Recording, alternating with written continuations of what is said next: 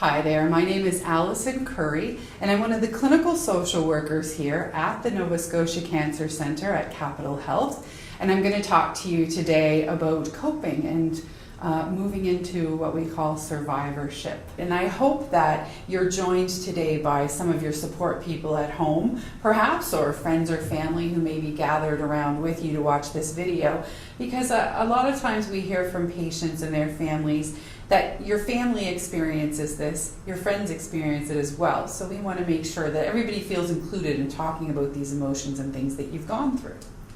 So this is a really good quote that we have, and it's talking about surviving cancer, and it says, "It's a big deal, a big, wonderful, horrible, important, mundane, crazy, sad, and joyous long-running event."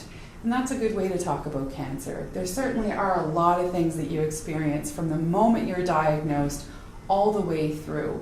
And we recognize that with these feelings come a lot of different adjustments and changes in your life. And sometimes you feel like you're losing your mind altogether and just need to be reminded that these are actually normal ways to feel. And everybody has an individual experience with cancer.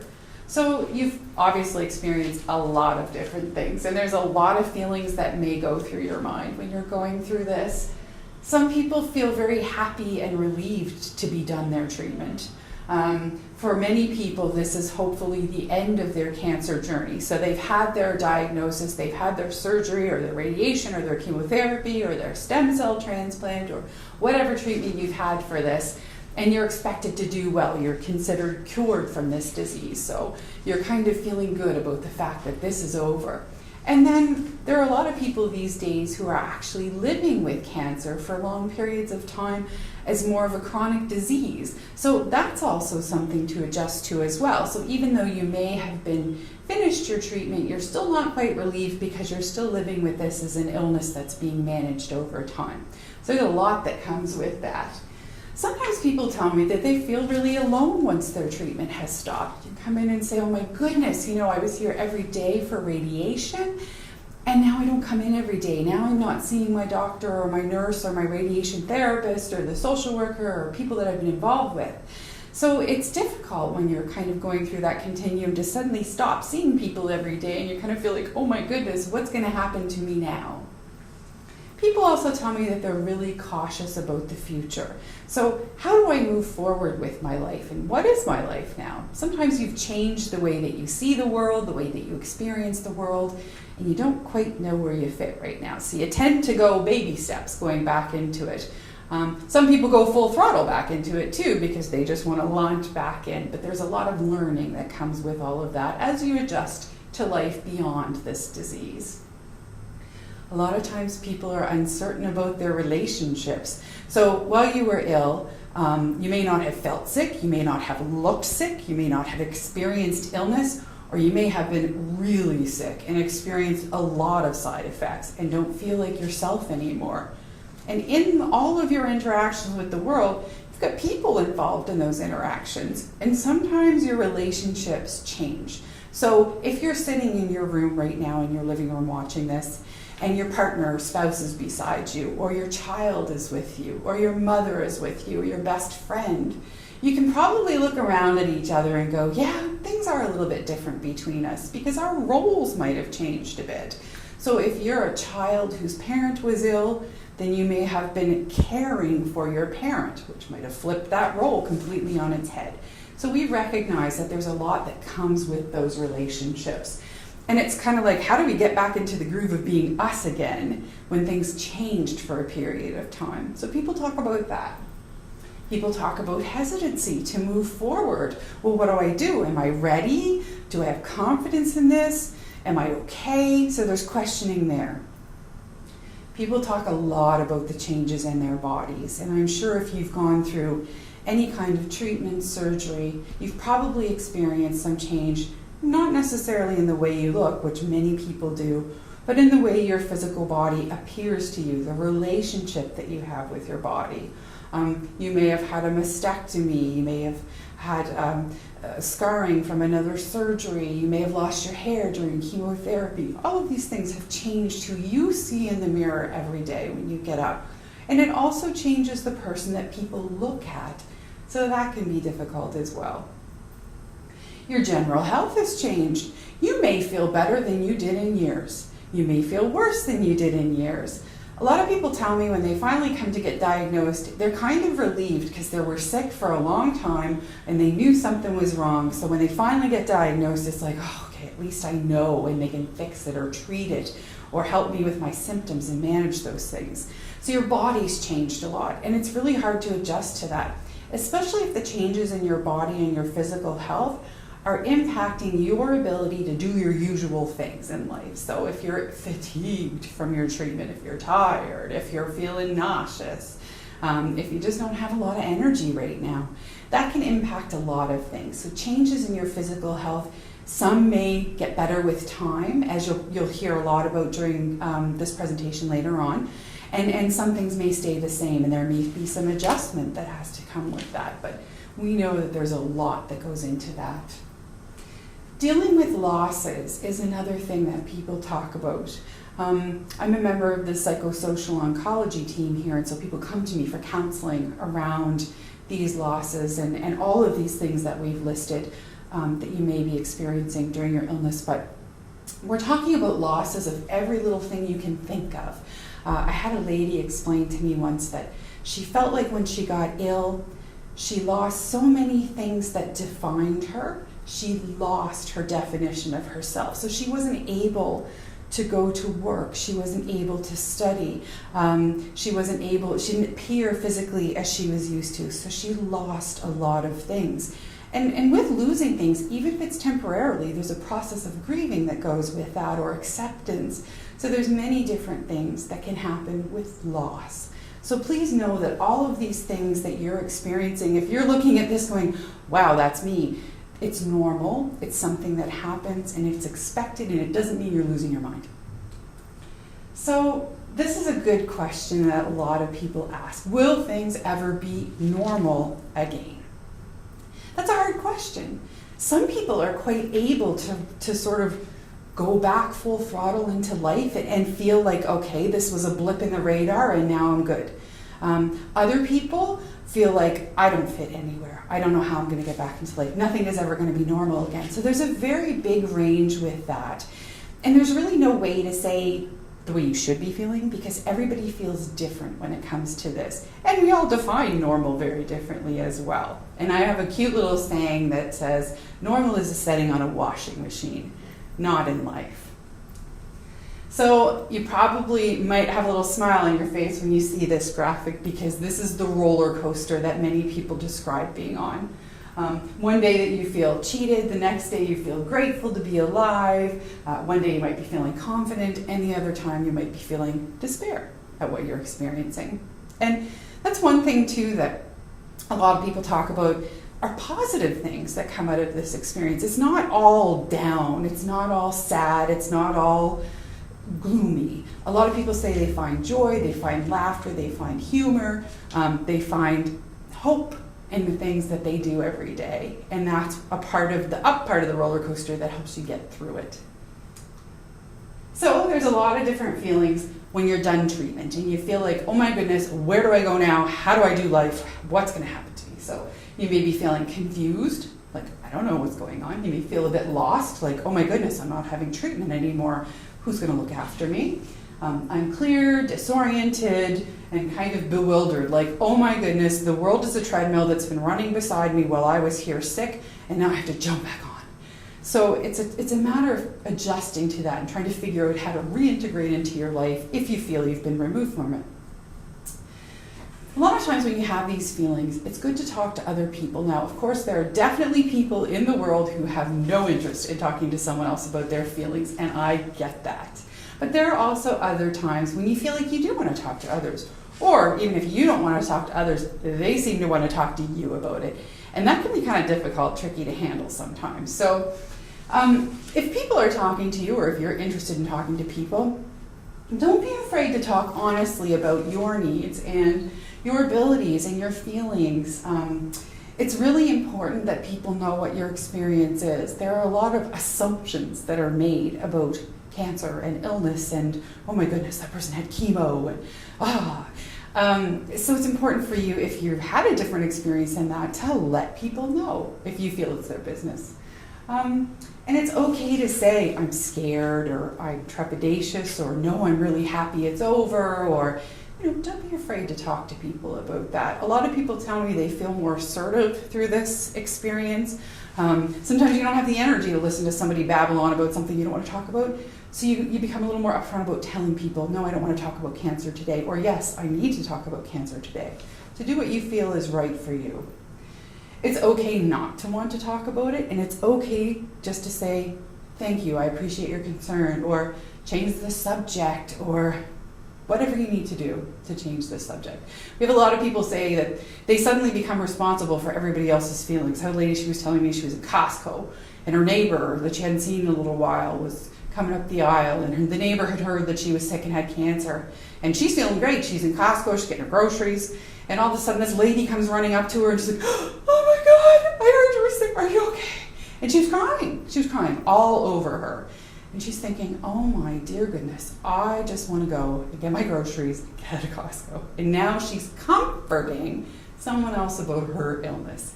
So you're going to find yourself in situations like that where people are inappropriate, don't know what to say the wrong thing, and days when you don't want to talk about it at all. So be okay with expressing that, or changing the subject, or saying, oh, you're upset about that, but I'm okay.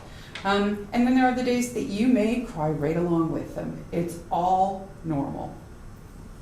Talking about cancer symptoms to watch for is okay. So a lot of people tell me, how am I going to know if something goes wrong with my body, if it's the cancer coming back, or if it's just I stubbed my toe and it hurts? If you're worried about that thing, about that happening, about cancer coming back, it's okay to talk about it. Talk about it with your family, talk about it with your doctor, talk about it with your nurse, your friends, your family, your supportive healthcare professionals, because it's okay to talk about, because it's a legitimate fear, and it's in the back of your mind for a while. So we talk a lot about worrying about cancer that will come back, and people will say, how long is it going to take before I don't worry about that every day, every waking moment, every day? Now, not everybody worries about it. Some people feel really confident, but for the most part, people are kind of about it. So think about your body, think about the type of cancer that you had, the treatment that you had. You've probably already learned a bit about what to watch for, but if you have questions or concerns about your follow-up and who's going to make sure I'm okay, ask them. Get the answers that you need to feel as safe and comfortable as you can with the information that you've been given, and feeling like, okay, somebody's got their eyes and hands on me, I don't have to worry as much. Being with other people. We've kind of touched on this a little bit with how people sometimes react to seeing you, or you seeing them, or conversations that you have. But sometimes it's okay just to be quiet and be with someone when you need that support. You don't necessarily have to have a conversation about something. If you have people that are close to you and you're having a down day and you're feeling sad and depressed, tell them, I just need somebody to be with me. I don't have to talk about it. I don't have to think about it all day. I just want to be with someone. You can do that. If you're comfortable, let people know what you're feeling. A lot of times people will say, and when we do this in the group presentation, we have a really great participation, and we ask people, what are these things like for you? And a lot of times they'll say, I don't know if my insert person, husband, sister, brother, friend, understands what I've been through. So sometimes there's a feeling of, people are sympathetic, but they don't really know truly what it is to be me. And same for people who are supporting someone who has cancer. A lot of times they'll say the same thing about being a caregiver. People don't know what it's like to be me. So it's really hard sometimes to feel that connection with others, like you have this experience that they could never really comprehend, and sometimes they act like they really don't get it. So it's okay to inform them as much as you have the energy for. If you'd like to do that, that's totally up to you. Some people may want to break from other people. So you have every right to tell somebody, you know what, I just want to be alone for a bit. I want to close my doors. I'm going to have my pity party. I'm going to be in my jammies, in my bed, and I'm going to be sad for a little while because I haven't had the opportunity to, because I've been having treatment every day. I've been busy putting one foot in front of the other to get this cancer looked after. And when treatment stops or your surgery's over, sometimes that's when you really finally get the opportunity to regenerate, to recharge, to climb into your bed in your jammies, watch The Notebook and cry your eyes out. That's okay too. So going back to work and regular activities, there are many different reasons that people want to get back into their lives. So for some that involves work, for some that involves leisure, hobbies, volunteer work, the things that you occupy your day with, that you've had to pretty much put on hold while you're in treatment. I mean, there are some people that continue to do these things all the way through treatment, and that's great too. But sometimes it's hard to figure out, am I ready? You kind of, you don't doubt yourself, but your confidence is a little shaky sometimes. You don't feel quite like you. So it's trying to figure out, how do I fit back into this role that I had before? I've been the patient for a certain period of time. So how do I become, the lawyer or the clerk or my roles and my other roles in life? How do I get back into those? So think about that. What am I ready to do? What do I physically feel ready to do? Think about how you want to get back into these activities. So with workplaces, a lot of times you can do a gradual return to work. A lot of people will tell me, I'm going back to work, I'm just going to do my full 8-hour day, and I can't wait, I'm just so glad to be going back. And then they call me up the week later and they're upset and they say, I couldn't do it, what's wrong with me? And I remind them, your body has been through so much just trying to live.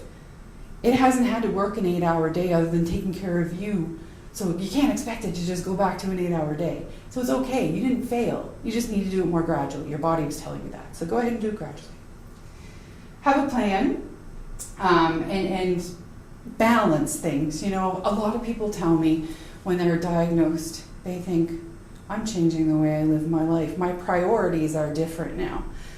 And when they tend to go back to work and into activities, that's at the forefront of their mind now. It's I need to balance this and make sure that everything that's important to me in my life is taken care of. So it's important. Relationships are a big thing. We talked a little bit earlier about roles and how things may have changed with the people in your life, but relationships are a big one. So the expectations in your relationships may have changed quite a bit. I have some people that I see and they're angry that people think they're sick and don't expect them to be able to do anything, so they don't ask them or they don't treat them the same. I hear that all the time. People treat me differently and I hate it. I'm not sick, I'm fine. So that can be hard to deal with. Role transitions, I talked about a bit. If you're transitioning back to a different role, you have to learn to be with people again, especially if they're not people that you see every day and things might have become a little bit awkward. You may have changes in your own abilities, and I'm not just talking physical, I'm talking emotional and mental.